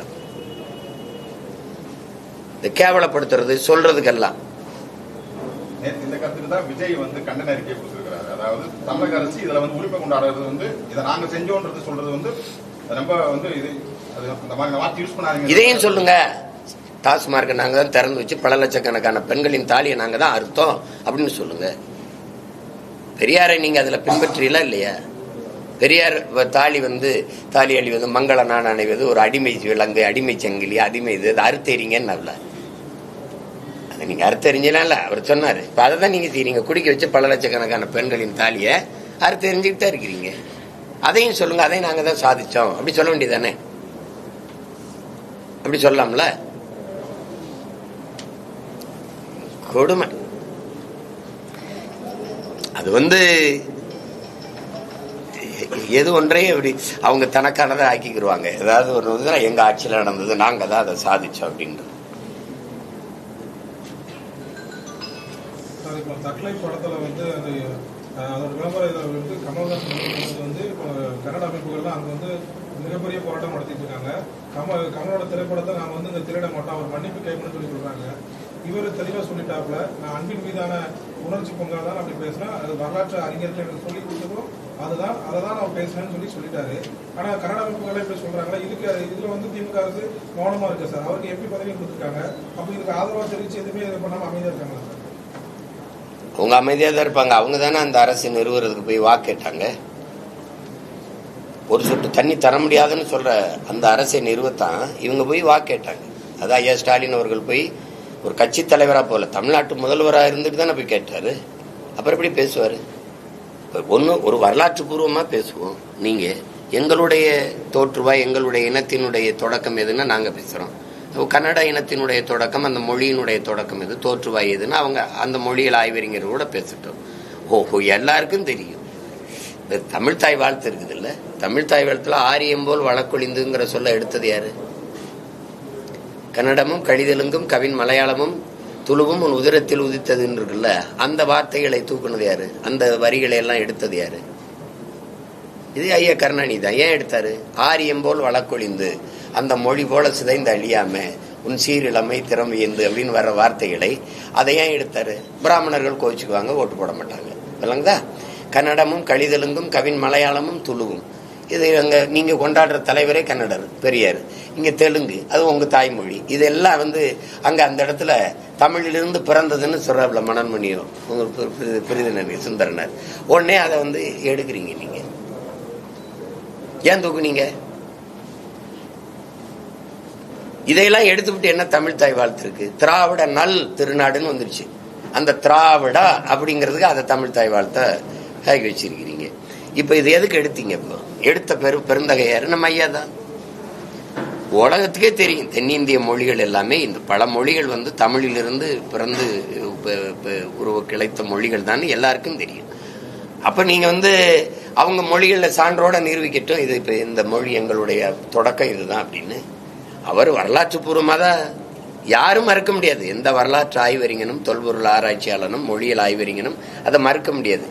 அவங்களுக்கு அவங்களுக்கு இருக்கிற அந்த தமிழ் மொழியிலேருந்து எங்க மொழி வந்ததுன்னு சொல்லிக்கிறதுல அவங்க ஒரு சிறுமை அடைகிறாங்க. அதுல உங்களுக்கு ஒரு வெறி வருது, உணர்வு வருது. நம்ம படத்தை நீங்க ஓடவில்லை. அதுக்கு முன்னாடி தம்பி விஜய் என்ன சொல்லிட்டாரு? அவர் படத்தையும் தான் நீங்க கிழிச்சிங்க, பதாகையை கிழிச்சிங்க. உங்களுக்கு புரியுதா? எல்லாம் நீங்க இது பண்றீங்க. நாங்க எவ்வளவு ஜனநாயகவாதிகள், பேரன்பு மிக்கவர்கள். உங்களுடைய KGF 1, 2 நாங்க எந்த இடையூறு இல்லாம ஓட விட்டோமே, அதுக்கான பரிசு தானே இது. சொல்லுங்க, அதுக்கான பரிசு தானே. தமிழிலிருந்து வந்த மொழின்னு சொல்றத தாங்க முடியல. ஆனா கர்நாடகால இருந்து வந்த தலைவனை எனக்கு தந்தையாக்கி வச்சிருக்க நீ. பெரியார் எங்கள் தந்தைன்னு சொல்லி நாங்க போராடணும், நாங்க கொண்டாடணும். எப்படி இருக்கு? அங்க கன்னட அமைப்புகள்லாம் போராடுது, இங்க யாராவது இந்த கருத்துக்கு ஆதரவு அண்ணன் கமலுக்கு சொல்றாங்களா பத்தியெல்லாம்? ஏன்னா தமிழனா இல்லை. தமிழன் சாதி மதமா பிளந்து பிரிஞ்சு நின்றதுனால, சாதி மத உணர்ச்சிகள் மேலோங்கி நிக்கிறதுனால தமிழன்கிற இன உணர்ச்சி செத்து போச்சு, மான உணர்ச்சியும் செத்து போச்சு. சரி, அந்த நாட்டு முதல்வர் அப்படி பேசுறாரு. எங்க முதல்வர் என்ன சொல்றாரு? தமிழிலிருந்து பிறந்ததுதான் கன்னடம். 1800 ஆண்டுல பிறக்குது. 1600 தெலுங்கு வருது. 15ஆம் நூற்றாண்டுல மலையாளம்ங்கிற மொழியே கிடையாது. 1500 ஆண்டுகளுக்கு முன்னாடி தான் அது உருவாகுது. அதுக்கு பிறகு துளு சமஸ்கிருத சொற்களை இன்னும் அது அங்கே அம்மா அப்பா அக்காலாம் இருக்குல்ல, கன்னடத்துல இருக்கு. சாப்பிட்டீங்களா நீங்க, போஞ்சஸ்தீரா மீறு, ஒரே ஒளி அளவுல தான் தெலுங்கெல்லாம் இருக்கும். நாங்க வணக்கம்னா அவங்க நமஸ்காரம். நாங்க அப்படி போயிடுச்சு. சமஸ்கிருதம் கலந்து பேசி பிளந்து பிரிந்த மொழிகள் தான் உலகத்துக்கே தெரியும். அப்ப அதை ஏற்க அவங்களுக்கு மனசு இல்லை. சரி, அது தமிழ்ல இருந்து வந்ததுன்னு சொல்லிட்டாங்கிற ஒரு இது இருக்குது அவங்களுக்கு. அதே கன்னடத்துல அவருக்கு ஆதரவான ஒரு பொருளும் இருக்கு. ஆனா தமிழக திரைப்படத்துல யாருக்கு நடிகர் சிவராஜ்குமார் கமலஹாசனுக்கு ஆதரவா அவர் பதிவிட்டிருக்கிறாரு. நீங்க எப்பெல்லாம் கன்னடத்துக்கு நீங்க என்ன பண்ணிருக்கீங்க, கன்னட மொழிக்கா நீங்க என்ன பண்ணீங்க, எப்பெல்லாம் ஒரு பிரச்சனை வருது அப்ப மட்டும் தான் நீங்க குரல் கொடுக்குறீங்க. நீங்க முதல்ல இந்திய மொழிகளில் எல்லா அந்த மொழிகள்ல எல்லா இதுக்கும் சொற்கள் இருக்கா? நான் கர்நாடகாவில் பயணம் பண்ணியிருக்கேன், கேரளாவில் பயணம் பண்ணியிருக்கேன், ஆந்திராவுக்குள்ள பயணம் பண்ணியிருக்கேன், இந்தியாவில் பல மாநிலங்களில் பயணம் பண்ணியிருக்கேன். அந்த மொழிகளில் எல்லாத்திற்கும் சொற்கள் இருக்கா? 40 விழுக்காட்டுக்கு மேல சொற்கள் இல்லை. எல்லாம் பிறமொழி சொற்களை கலந்துதான் பேசுவாங்க. ஆனா என் மொழியில உலகத்தின் எந்த மொழியின் துணையுமின்றி தனித்து இயங்கக்கூடிய உயர் தனிச்செம்மொழி தமிழ் தான். இப்ப இது என்னங்கிறீங்க? இது எல்லாத்திலயும் மைக்கு தான். இந்த மொழியில எல்லாம் மைக்கு தான். எனக்கு தான் இது ஒளி வாங்கி. நீங்க வச்சிருக்கிறதுக்கு பேர் என்ன? எல்லா மொழியிலயும் இது கேமரா தான். என்கிட்ட தான் அது ஒளிப்பதிவு கருவி. இது எல்லா இதுலயும் லைட்டு. எனக்கு இது விளக்கு, குழல் விளக்கு, புரியுதா உங்களுக்கு? சிமிழ் விளக்கு அப்படின்னு இருக்குது. எல்லாத்துக்குமே இது சேர் தான். எனக்கு இது நாற்காலி, இது டேபிள், எனக்கு இது மேசை, இது செல்போன், எனக்கு இது செல்லிடைபேசி, கைபேசி, அலைபேசி. எல்லாவற்றுக்கும் தமிழில் பல்வேறு கலை சொற்கள், உயிர் சொற்கள் இருக்குது. அப்ப கேரளால போலீஸ் ஸ்டேஷன் தான், எனக்கு காவல் நிலையம் இருக்குது. புரியுதுன்னு நினைக்கிறேன். அப்படி அவங்கவுங்க அந்த எல்லாம் அங்க எல்லா மொழிகளையும் பிக்சர்லும் சினிமால தான். எனக்கு திரைப்படம் இருக்குது, திரைக்கலை இருக்குது. அது அவங்களுக்கு ஏற்க மனசு இல்லை. தமிழுக்கு அவ்வளவு பெரிய பெருமையை தர அவங்களுக்கு முடியல. யார் சொல்றது? உலகின் முதன்மொழி தமிழ். நான் சொல்லறே, உலகில் மொழியியல் ஆய்வறிஞர் எல்லாம் சொல்றேன். உலகில் முதலாக மனிதன் பேசிய மொழி தமிழ்னு அமெரிக்க மொழியியல் ஆய்வறிஞர் அலெக்ஸ் குலியர் இன்னும் இருக்காப்ல, இறந்துடல, இன்னும் இருக்காரு. மாணவர்களுக்கு பாடம் எடுக்கிறது. உலகின் தொன்மையான மொழி தமிழ் அப்படின்னு. அது எல்லா ஆய்வறிஞனே ஏற்பான். இங்க ஜப்பானிய மொழியில் ஆய்வறிஞர் சுசுமோகோனாவை கூட சொல்றார், எங்கள் மொழியை 2000 ஆண்டுகளுக்கு முன்பு வேளாண்மை எப்படி செய்வது என்று கற்றுக் கொடுக்க தமிழர்கள் வந்தார்கள் எங்கள் நாட்டிற்கு. அவர்கள மொழியில் இருந்து உயிர் சொற்கள், கலை சொற்கள், வேர் சொற்களை எடுத்து எங்கள் மொழியை நாங்கள் செழுமைப்படுத்திக் கொண்டோம்ங்கிற. கேரளாவில் வேடன்கிற ஒரு இளைஞர் அகதிங்கிற முத்திரை குத்தி தொடர்ந்து இதுக்கு நாம் தமிழர் கட்சி நான் என்ன செய்யணும்னு நினைக்கிறீங்க? நான் தான் வேடன், நான் பேசுறேன், அவர் பாடுறாரு. நாங்க உங்களுக்கு அடிபட்ட புலியும் அடிமைப்பட்ட இனமும் கிளர்ந்து எழும்போது, எழுச்சி கொள்ளும் போது எவரும் எதிர்நீக்க முடியாது. புரியுதா உங்களுக்கு? தமிழ் தேசிய மக்கள் அவங்களுடைய ஆன்மா விழிப்புற்று எழுது. அது உலகம் பூரா பரவி கிடக்கிறோம். நாங்க எங்களுடைய வலி ரொம்ப ரொம்ப அதிகம். அந்த வலியின் வெளிப்பாடுதான் அந்த பிள்ளை வெடிச்சு பாடுறான். அது மாதிரி உலகம் பூரா எங்க பிள்ளைகள் இன்னைக்கு துடிச்சு வெடிச்சு கிளர்ந்து எழுதுறாங்க. நான் அவரளவுக்கு பாட வரல, நான் பேசுறேன். அவர் என்ன அளவுக்கு பேச வரல, பாடுறாப்ல. அதுல அகதி என்ன அகதி? தெற்காசிய முழுமைக்கும் பறவை வாழ்ந்தவன், இமயம் வரைக்கும் பறவை வாழ்ந்த துணைக்கண்டமே என்னது? கெடுவாய்ப்பா காலடியில் குறுகி குறுகி நாங்க இப்படி வந்து நிக்கிறோம். இன்னைக்கு நாடற்றவர்களா ஆக்கப்பட்டோம். நாடற்றவர்கள் அல்ல, நாங்க ஆக்கப்பட்டோம். ஒரு நாள் அந்த நாடு எங்களுக்கு கைவரப்பெறாதா என்ன சொல்லுங்க? எங்களுடைய பேரன்பிலும் பெருந்தன்மையும் நாங்க பிழை செய்தோம். வந்தவரெல்லாம் வாழ வச்சோம், சொந்த வரை அகதியா வாழ வச்சோம். வாழ வச்சதோட நின்றுந்தா எங்களுக்கு இந்த பிரச்சனை இல்ல. ஆள வச்சோம், அடிமையானோம், அவ்வளவுதான். வேடலுங்கிறது என்னுடைய இசை, என்னுடைய இன்னொரு பிரதி, அதோடைய இசை வடிவம். அது அவன் ஆவேசத்தை, அவனுடைய ஆவேசத்தை அவனுக்கிட்ட இருந்த ஆற்றல்ல வெளிப்படுத்துறான். அது இப்ப நாங்க இது பேசணும்னு வச்சுக்கிறோங்க, மேலும் நெருக்கடியை தான் அவனுக்கு கொடுப்பாங்க. ஓ இவாலாவே புரியுது அவங்களுக்கு. முதல்ல ராவண பெரும்பாட்டன்னு சொன்னவன் நான் தாங்க. இப்ப புரியுதுன்னு நினைக்கிறேன். ஆனாவை நெஞ்சில சுமந்தது நான் தான். எங்க பிள்ளைகள்லாம் தாலி மங்கள நான் அணியும் போது ஆனாதான் போடுவாங்க. ஆனாவை தான் நெஞ்சில நாங்க எல்லாம் அணிந்து போடுவோம். அது என் அன்னைக்கும் என் அன்னை தமிழுக்கும் முதலாக அது இருக்குது. எங்களுடைய மறை அகர முதல என்றுதான் அகர எழுத்துலதான் தொடங்குது. உயிர் தந்த உறவுகளான அம்மா அப்பாவுக்கு அதான் முதல் எழுத்தா இருக்கு. அன்பு, அறிவு, அடக்கம் போன்ற உயர்ந்த பண்புகளுக்கு அதான் இருக்குது. அததான் அவர் விளக்கி சொல்றாரு. அத ஏன் நெஞ்சில நீ ஆனா குத்திருக்கேங்கிறத இப்ப தெரியாம யாருன்னு உங்களுக்கு இதுக்கு மேல ரொம்ப விளக்கம் சொல்ல வேண்டியது இல்லை. சென்னையில குடிசை இருந்த விவகாரத்துல தாவேகா நிர்வாகி தாக்கப்பட்டது நீங்க கண்டனம் தெரிவிச்சீங்க. ஆனா அதே அரசு காவல்துறை சார்பு என்ன சொல்றாங்க, அவங்களோட கட்சியில பேர் வாங்குறதுக்காக இந்த மாதிரியான ஒரு விஷயத்த தாக்குனது அவங்க ஒரு குற்றச்சாட்டு வச்சாங்க. நேற்று ஒரு அறிக்கை கொடுத்தாங்க. இன்னைக்கு அதே அமைச்சர் சேகர் பாபு அவங்க அந்த மாதிரி தாக்கப்பட்ட நிகழ்வு நடந்திருந்தால் அவங்க மீது உரிய நடவடிக்கை எடுக்கப்படும் ஒரு கருத்தை பதிவு பண்ணி எப்படி பாக்குறீங்க? பொய் சொல்லி விளையாடுறதுக்கு என்ன நாங்க பொழுதுபோக்காது. நீங்க விபத்துங்கிறீங்க. விபத்துனா பாதிக்கப்பட்டவர்களுக்கு உதவக்கூடாதா? ஒரு சாலையில ஒரு விபத்து தான் விட்டு போவீல. இதுல என்ன பேர் வாங்குறது? சரி, அந்த உதவியை நீங்க செஞ்சு ஏன் பேர் வாங்கல? தமிழக வெற்றி கழகத்தினுடைய பிள்ளைகள் போய் உதவி செஞ்சு பேர் வாங்குறதுக்கு உதவி செஞ்சாங்க. அதையே நீங்க உங்க கட்சி உறுப்பினர்களோ அல்லது தொண்டர்களோ போய் அந்த உதவியை செஞ்சு நீங்க பேர் வாங்கியிருக்கலாமே. உங்களை யார் வேணாம்னா அவங்க சொல்ற கருத்து அடி வாங்கி, அதாவது அவங்க கட்சியோட அதாவது அவங்களோட தலைமை அவங்க பார்க்கணும் அப்படின்ற ஒரு கருத்துக்காக அவங்க அடி வாங்குறதாவே சொல்றாங்க ஒரு கருத்து. இதெல்லாம்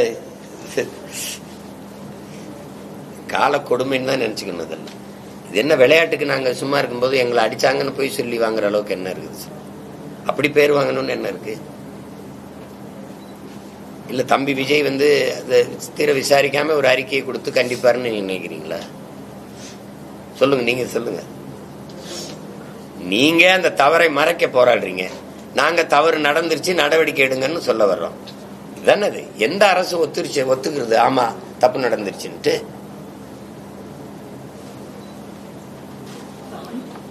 அன்புமணியை மத்திய அமைச்சராக்கி தவறு செய்வது என்று பாமக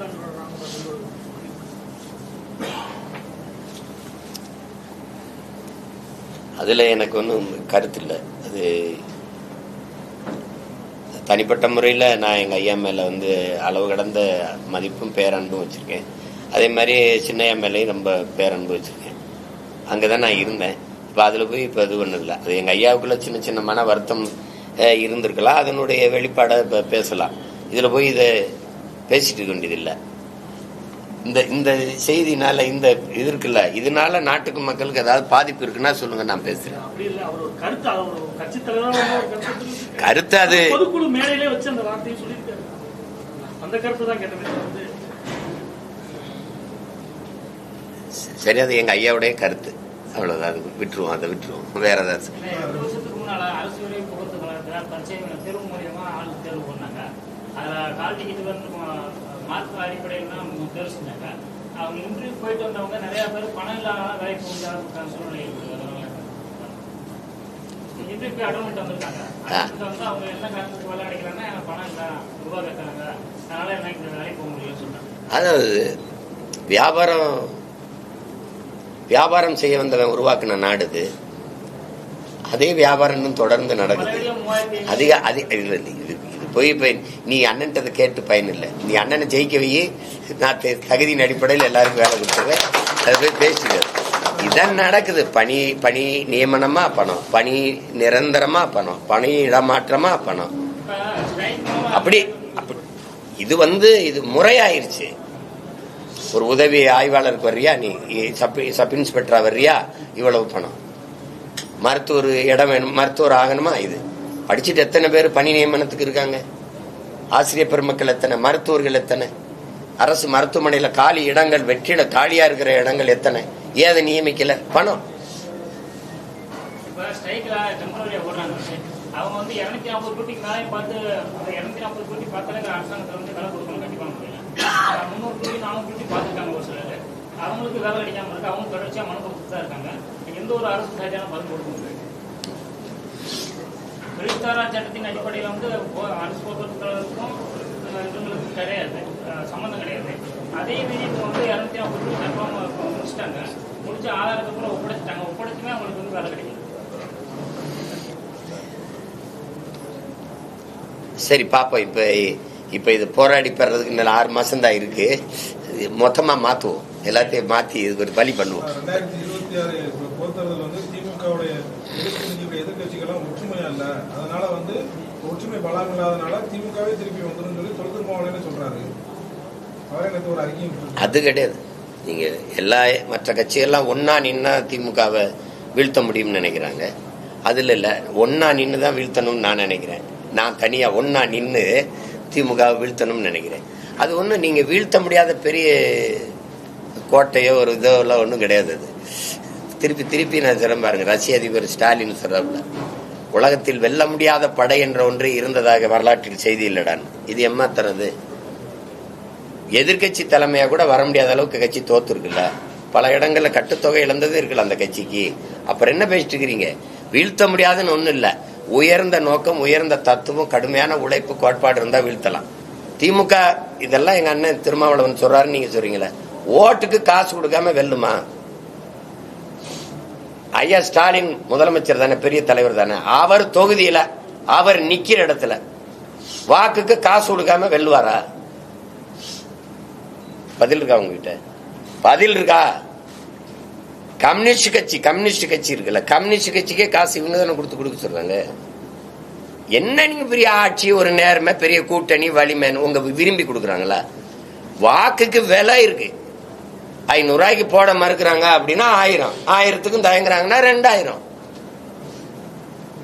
இங்க என்னன்னு நீங்க நல்லா விளங்கணும். ஒரு அதிகாரி தவறா இருக்காருன்னா நீக்கிட்டு நேர்மையான அதிகாரியே போடலாம். புரியுது நினைக்க. ஒரு அமைச்சர் தப்பா இருக்காருன்னா அவரை பதவியில வச்சுட்டு வேற நல்ல அமைச்சரை போடலாம். ஆனா இங்க எல்லாமே தப்பா இருக்கு. ஒரு கிணறுல நச்சு நீர் இருந்ததுன்னா, விஷ நீரா இருந்ததுன்னா, அது கெட்டு போச்சுன்னா அது இறச்சி ஊத்திட்டு வேற தண்ணியை ஊற விடலாம். ஒரு ஏரி விஷமாயிருச்சு, நஞ்சாயிருச்சுன்னா அந்த ஏரி தண்ணீர்லாம் வெளியேற்றிட்டு வேற தண்ணீரை நிரப்பலாம் அல்லது சரி பண்ணலாம். கடல் நஞ்சாயிருச்சுன்னா என்ன பண்ணுவீங்க? மக்கள் பெருங்கடலை நஞ்சாக்கியவர்கள், விஷமாக்கியவர்கள் இந்த ஆட்சியாளர்கள். நான் கெட்டவன், நான் ஊழல் லஞ்சத்தில் ஊறி தலைத்தவன், என்னை கேள்வி கேட்கிற அருகதையோ தகுதியோ நேர்மையோ முன்னாடி இருக்கிற மக்களுக்கு இருக்கக்கூடாது. அப்ப என்ன செய்யறது? நான் அடிச்ச கொள்ளையில அவனுக்கு கொஞ்சம் பங்கு கொடுத்துடணும். அந்த பங்கு தான் வாக்குக்கு 1000, வாக்குக்கு 500, உனக்கு மிக்சி, உனக்கு கிரைண்டரு, உனக்கு குடும்ப தலைவிக்கு 1000, உன் படிக்க போற பெண்ணுக்கு புதுமை பெண்ணுன்னு 1000, அது தமிழ் மகன் ஒரு 1000. என்னது இது? என்னது இது? இதெல்லாம் என்ன ஸ்கீம்? இதெல்லாம் திட்டம். இதெல்லாம் வளர்ச்சியில வருது. இதெல்லாம் வளர்ச்சியா? 10 லட்சம் கோடி கடனை வாங்கி வச்சுட்டு அதிக கடனை பெற்றிருக்கிற நாடு இந்தியா. இந்தியாவில் அதிக கடனை பெற்றிருக்க மாநிலம் தமிழ்நாடு. யாரு கேட்டது உனக்கு 1000 ரூபாய்? என் தங்கச்சி கேட்டுச்சா பள்ளிக்கூடத்து படிக்க போறேன்னு? கல்வியை தரப்படுத்தி இலவசமா கொடு. இலவச பேருந்து யாரு கேட்டா? மாணவர்களுக்கு இலவச பஸ் பாஸ் கேட்டானா? என் பிள்ளை கேட்டானா? கல்வியின் தரத்தை உயர்த்தி கல்வியை அறிவை வளர்க்கிற கல்வி இலவசமா கொடு. பஸ் கட்டணம் நான் கொடுத்து எடுத்துக்கிறேன். அங்க 10 லட்சம் ரூபாய்க்கு சீட்டு, இங்க 100 வந்து 50 ரூபாய், 10 ரூபாய், 20 ரூபாய் பயணச்சீட்டு இலவசம்ங்கிறது. இதெல்லாம் வளர்ச்சி? இதெல்லாம் ஆட்சி முறையா? யோசிச்சு பாருங்க. இது கேவலமா இருக்கு. ஒண்ணு இதுல எங்களுக்கு வந்து திமுக தான் ஜெயிக்கும். ஜெயிச்சு என்ன ஆகும்? இதை விட கொடுமையா வரும். சகலாச்சாரம் குடிச்சா 10 லட்சம் கொடுத்தோம் போன ஆட்சியில. இந்த ஆட்சியில 20. அதான் 20 லட்சம். வேற என்ன மாறுதல் வந்துடும்? திமுக வந்தா என்ன வந்துடும்? இந்த குடும்ப தலைவிக்கு 1000 வேணா கூட ஒரு 500 சேர்த்து கொடுப்பாங்க, 1500. வேற ஏதாவது மாறுதல் வருமா? மலையை குவாரின்னு வெட்டுறதை நிறுத்துவானா? உலகத்துல மண்ணள்ளி ஆத்து மணலை விற்கிறத நிறுத்துவாங்களா? டாஸ்மார்க்க மூடுவாங்களா? என்ன மாறுதல் வந்துடும்?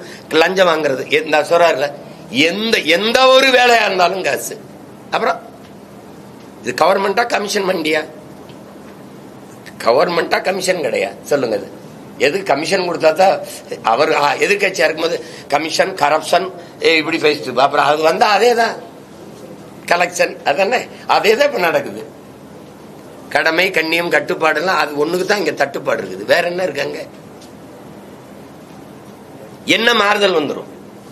5 ஆண்டுகளை தமிழகம் கண்ட வளர்ச்சியை சொல்லுங்க. எங்க 60 ஆண்டுகளா மாறி மாறி ஆண்டு இன்னும் இலவச அரிசி போட்டா தான் வாங்கி சாப்பிட்டு வயிறு வளர்த்து உயிர் பிழைக்க முடியும். ஏழ்மை வறுமை நிலையில என் இனக்கூட்டம் நிக்குது. நீங்க பேசிட்டு இருக்கிறீங்க, இதை வளர்ச்சின்னு பேசிட்டு இருக்கிறாங்க. நீங்க சமத்துவபுரத்துல கட்டி கொடுத்துருக்க வீட்டுல நீங்க ஒரு தடவை படுத்து இருந்துச்சு வாங்க பாப்போம். அது வீடா கோழி கூடா? எந்த அளவுக்குள்ள ஏழ்மை வறுமை இருக்குது நீங்க இன்னும் பேசிட்டு இருக்கிறீங்க? இவங்களை இப்ப இந்த தேர்தல் வர வர பாருங்க எவ்வளவு அன்பும் பாசமும் மக்கள் மேல அக்கறையும் வருதுன்னு பாருங்க. அறிவிப்பாங்க பாருங்க ஒன்னும் இதுல ஜெயிக்குது. நாடு நாசமாகிறதுன்னு முடிவெடுத்துட்ட பிறகு அது யார் ஜெயிச்சா நமக்கு என்ன? அதுல போய் என்ன பேசுறதுக்கு இருக்கு? அது ஜெயிக்குது. அது 2026 பாஜக எம்எல்ஏக்களோட நான் வந்து சட்டமன்றம் நோக்கி யாத்திரை போக போறேன்னு சொல்லி நைனா நாங்க கருத்து சொல்லிட்டு இருக்கிறாரு. எப்படி பாக்குறீங்க நீங்க? 2026 சட்டமன்ற தேர்தலில் பாஜக எம்எல்ஏகளோட சட்டமன்றம் நோக்கி நான் யாத்திரை போக போறேன். இவங்க எல்லாம் வந்து ரத யாத்திரை வேல் யாத்திரை நடத்தினாங்க. நான் வந்து சட்டமன்றத்தை நோக்கியான ஒரு யாத்திரை நடத்துறேன் அப்படின்னு சொல்லி பாஜக மாநில தலைவர் ஒரு கருத்து வெளியிட்டு இருக்கிறாரு. ஒரு கட்சியின் தலைவர் அந்த கட்சியில் இருக்கிற தொண்டர்களை அல்லது இயக்க தோழர்களை உற்சாகப்படுத்துவதற்கு பேசுறதுதான். இதுக்கு எல்லாத்துக்கும் என்கிட்ட கருத்து கேட்கணும். நீங்க திராவிட கட்சிகளை தாண்டி பாஜக இடமில்லைன்னு சொல்றவங்களும் நீங்க தான். இப்ப அவங்களுக்கே வந்து பாஜக எம்எல்ஏக்கள் இங்க வரதுக்கான திராவிட அதே எங்க மாமா நாயனார் நாயந்திரன் கேளுங்க. தனிச்சு நின்று வென்று சட்டசபையில இந்த மாதிரி பேர ஊர்வலமா போக முடியுமா? அப்ப திராவிட கட்சி தோல் தானே உங்களுக்கு இருக்குதா? திராவிட பன்னிகள் இல்லைன்னா உங்களுக்கு ரத்தம் ஏது? திராவிட பன்னிகளின் ரத்தத்தை குடிக்கிற உண்ணிகளாக தான் இந்த இந்திய கட்சிகள் இப்படி தெரியுது. பன்னி செத்துருச்சுன்னா உண்ணி இறங்கி அதுவா போயிடும். உங்களுக்கு புரியுதுன்னு நினைக்கிறேன். அதனாலதான் இந்த திராவிட கட்சியில விழிக்கணும். திமுக இல்லைன்னு வச்சுக்கிறீங்களேன், இந்திய கட்சிகளுக்கு கதவே இல்லை, மூடிடுவான். இவன் 2 பேர் தான். உங்களுக்கு பல தடவை சொல்லியிருக்கேன். சின்ன வீடு பத்திரிக்கையில சின்ன வீடு படம், அதுல ஐயா பாக்கியராஜ் வந்து மனைவி எப்படி கட்டி பிடிச்சிட்டு இருப்பாப்ல, இந்த பக்கம் கள்ளக்காதலிக்கு பூ கொடுத்துட்டு இருப்பாப்ல. அதுதான் திமுக. இங்கிட்டு பேசிக்கிட்டு இருக்க மதவாதத்துக்கு எதிர்ப்பு, பாசிச எதிர்ப்பு, சங் பரிவார் கும்பலை நாங்கள் நுழைய விட மாட்டோம் அப்படின்ட்டு இந்த பூ கொடுக்கறது யாருக்குன்னா பிஜேபிக்கு தான். இது ஒரு கூட்டம். இது அதை நம்பிட்டு தெரிய வேண்டியதான். நம்ம முதலா இங்க இந்தியா முழுமைக்கு அவரே சொல்றாரு பாருங்க, ராஜ்நாத் சிங்கே சொல்றாரு. இந்த பாரதிய ஜனதா கட்சியினுடைய ஆட்சியை 5 ஆண்டு நிலை பெறச் செய்து இந்தியா முழுமைக்கும் பிஜேபி வளர செய்தல்ல பெரும்பங்கு ஐயா கருணாநிதிக்கு இருக்குன்னு சொல்றாரு. அவரே பேசியிருக்காரு. ஐயா வாஜ்பாய் அரசு 5 ஆண்டுகள் அப்படி நிலையான ஆட்சியை தக்க வைக்க வச்சு அது நாடெங்கிலும் பிஜேபி பேர் பரப்ப வச்சதுல பெரும்பங்கு இவருக்கு இருக்குங்கிறாங்க. அதுக்கு நன்றி கடனாதான் அந்த காசு வெளியிட்டது. புரிதல் வைக்கிறவங்களுக்கு. அதனால அது அப்ப கூட அவங்க காலில் நடக்க முடியல. ஒரு திமுக காலோ அதிமுக காலோ தேவைப்படுது. அதிமுக கூட்டணியில் இல்லாம இதை பேசினா அதை நம்ம வரவேற்கலாம். சரி, ஒரு கட்சினா அந்த கட்சி ஆட்சி அதிகாரத்தில் இருந்த கட்சி தான் அந்த ஆட்சி காலங்களில் செய்த இந்த சேவைகளை நலத்திட்டங்களை அது சொல்ல வேண்டியதே இல்லை. இப்ப எங்க தாத்தா காமராஜ்கிட்ட போய் நம்ம செய்த சாதனைகள்லாம் எடுத்து படம் எடுத்து ஒரு இது மாதிரி எடுத்து போட்டு காட்டலாம் மக்களுக்கு. என்ன சாதனை பண்ணிருக்கோம்? ரோடு போட்டிருக்கோம், அப்புறம் பள்ளிக்கூடம் கட்டியிருக்கோம், அப்புறம் அணைகள்லாம் கட்டியிருக்கோம் அப்படின்னு. அதுக்கு என்ன கேட்டிருப்பாருன்னு நினைக்கிறீங்க? ரோடு போட்டிருக்கோம், அதுலதான் ஜனம் நடக்குது இல்ல, அப்ப தெரியும்ல. பள்ளிக்கூடம் பிள்ளையவே படிக்குதுல, அதெல்லாம் தெரியும்ல. அணை கட்டிருக்க அதுதான் விவசாயி பயன்படுத்துறாள், அவனுக்கு தான் தெரியும்ல. இதை படமா அவர் எடுத்து காட்ட போறியா? சரி, எம்பிடி செலவாகும்? 2 லட்சம் ஆகும். அட சனியை முடிச்சு எந்திரிச்சு போகுதுக்கு இன்னும் 10 பள்ளிக்கூடம் கட்டி பிள்ளைகளை படிக்க வச்சிருவேன்னு போனால அவர் செயல் அரசியல், சேவை அரசியல் இருந்தாரு. இது வெறும் செய்தி அரசியல். 1000 ரூபாய் குடும்ப தலைவிக்கு செப்டம்பர் மாசம் கொடுக்க போறது ஜனவரி 1ல இருந்து விளம்பரம் பண்ண ஆட்சி இது. குடும்ப தலைவிகளுக்கு 1000 ரூபாய் செப்டம்பர் மாசத்தில் கொடுக்க போகிறோம் அப்படின்னு எல்லா தொலைக்காட்சியிலையும் எல்லா இடங்கள்லையும் பதாகை வச்சு விளம்பரம் செய்த கட்சி ஆட்சி இது. இங்க எங்க சேவை அரசியல், செயல் அரசியல் எங்க இருக்கு? வெறும் செய்தி அரசியல். இந்த நாட்டில் மக்கள் அரசியல் எங்க இருக்கு? கட்சி அரசியல், தேர்தல் அரசியல். தேர்தலில் எதை பண்ணா ஜெயிக்கலாம், எந்த சாதிக்காரனை நிறுத்தினா ஜெயிக்கலாம், வாக்குக்கு எவ்வளவு காசு கொடுத்தா ஜெயிக்கலாம். இதே தானே.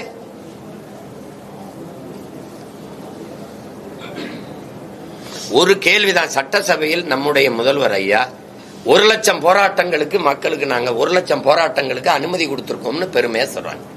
இந்த 3 ஆண்டுகள்ல 1 லட்சம் போராட்டம் நடத்துறதுக்கு அனுமதி கொடுத்திருக்கிறதுல என்ன பெருமை இருக்கு? 1 லட்சம் பிரச்சனைகளே மக்களுக்கு கொடுத்திருக்கிறீங்க. அதுல 50,000 போராட்டத்துக்கு மேல நீங்க அனுமதியை தரல. என்னாலாம் பல போராட்டங்களுக்கு அனுமதி என்று போராட்டத்தை கைவிட்டேன். ஆசிரியர் பெருமக்கள் பணி நிரந்தரம் கேட்டு அவங்க ஆசிரியர்கள் கூடும்போது வர அப்படி கைது பண்ணி தூக்கி திருப்பி அனுப்பிவிட்டீங்க. மாற்றுத்திறனாளிகள் போடும்போது இரவில் கைது செய்து கொண்டு போய் கண்காணாத இடத்துல விட்டுட்டு வந்துட்டீங்க. அப்படி பல போராட்டங்களை இருட்டடிப்பு செய்து மூடி மறைச்சிங்க. 1 லட்சம் போராட்டத்துக்கு அனுமதி கொடுத்தேங்கிறீங்க. அப்ப 1 லட்சம் பிரச்சனைகளை தானே நீங்க தந்திருக்கீங்க. இது எந்த தீர்வு கண்டிருக்கீங்க? 100 விழுக்காடு மக்கள்கிட்ட வாங்கின மனுக்கள் அந்த பிரச்சனைகளுக்கு தீர்வு கண்டுட்டோன்னு வேற சொல்லிக்கிறீங்க. அந்த பிரச்சனைகளை ஒரு 8, 100 வேணாம், ஒரு 10 சொல்லுங்க. இந்த பிரச்சனைகள் நாங்க இதெல்லாம் தீர்த்துட்டோம் சொல்லுங்க. 10 சொல்லுங்க. கூட்டுறவு வங்கியில கடன் பெற்றா அதை ரத்து பண்றேன், நீங்க ரத்து பண்ணீங்களா? சொல்லுங்க. நீட் தேர்வை ரத்து பண்றோம், நீங்க எங்க ரத்து பண்ணீங்க? இதெல்லாம் வெற்று வாக்குறுதிகள். இஸ்லாமிய சிறை கைதிகளை, அப்பாவி சிறை கைதிகளை விடுதலை செய்ய எனக்கு வாக்கு தாருங்கன்னு நீங்க இஸ்லாமிய பெருமக்கள் எல்லாம் உங்களுக்கு வாக்கு தந்தாங்க. சிறை கைதிகளை விடுதலை ஆயிட்டாங்களா? சிறை கைதிகள் உடன் நலிவுட்டுட்டோம், எங்களுக்கு முன் விடுதலை தாங்கன்னு உச்ச நீதிமன்றத்தில் வழக்கு போட்டு நீதிமன்றம் சொல்லுது விடுதலை செய்யிட்டு. அதுக்கு பதில் மணி தாக்கல் செஞ்ச திராவிட முன்னேற்ற கழக அரசு இவர்கள் எந்த மனநிலையில் உள்ளே சென்றார்களோ அதே மனநிலையில் இன்னும் இருக்கிறார்கள். 35 வருஷம் கழிச்சு விடுதலை செய்தால் அங்க இருக்கிற இந்து அமைப்பு தலைவர்களின் உயிருக்கு பேராபத்தாயிரும், அதனால விடுதலை செய்யக்கூடாதுன்னு பதில் மணி தாக்கல் செஞ்சிச்சு. பொய் சொல்றேன்னு நினைக்கிறீங்களா? அப்புறம் எல்லாம் ஏமாற்று. எதிர்கட்சியா இருக்கும்போது இந்தி தெரியாது போடா, ஆளுங்கட்சியா இருக்கும்போது இந்திக்காரனே வாடா. எதிர்கட்சியா இருக்கும்போது கருப்பு கொடை, ஐயா மோடி வரும்போது கருப்பு பலூன், ஆளுங்கட்சியா இருக்கும்போது வெள்ளை கொடை. இது என்ன இன்னைக்கு நேத்தா பாக்குறோம் இந்த நாடகத்தை?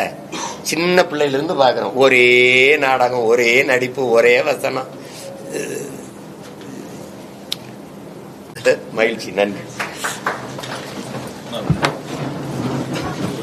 அனைத்து விதமான உள்ளூர் மற்றும் உலக செய்திகளுக்கு நமது www.adibantv.com என்ற இணையதளத்தை பார்வையிடவும்.